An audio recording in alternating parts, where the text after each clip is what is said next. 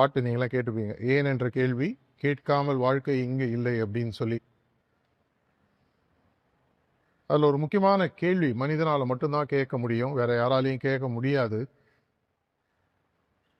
இந்த பிறவி ஏன் எனக்கு கொடுக்கப்பட்டது? இல்லை என்னை படைத்தது யார்? நான் எதற்காக இங்கே வந்திருக்கேன்? வாழ்க்கையில் எனக்கு ஏதாவது நோக்கமோ குறிக்கோளோ இருக்கா? இந்த கேள்வி எல்லா மனிதர்களுக்கும் வருவதில்லை, சில பேருக்கு தான் வருது. மற்ற எல்லாருமே பார்த்தீங்கன்னா மெக்கானிக்கலாக லைஃப்பை வாழ்ந்துட்டு அப்படியே நம்ம போய்ட்றோம். பிறந்தோம், வாழ்ந்தோம், உண்டோம், உணர்ந்தோம், இறந்தோம், இப்படியே ஒரு சைக்கிள்லேயே போயிட்டுருக்கு. பல வருடங்களாக, பல ஆயிரக்கணக்கான வருடங்களாக மனிதன் வாழ்ந்ததுக்கப்புறம் மெதுவாக அந்த கேள்வி வருது. இப்போ சார்ஜ் மகாராஜ் அடிக்கடி சொல்லக்கூடிய ஒரு விஷயம், கடவுளுக்கு படைப்பு வந்து ஒரு 1400 கோடி வருஷம் போனதுக்கப்புறம் போர் அடிச்சிடுச்சான், தன்னை யாரும் தேடலையேன்னு. அப்போ மனுஷனை உருவாக்கினான்.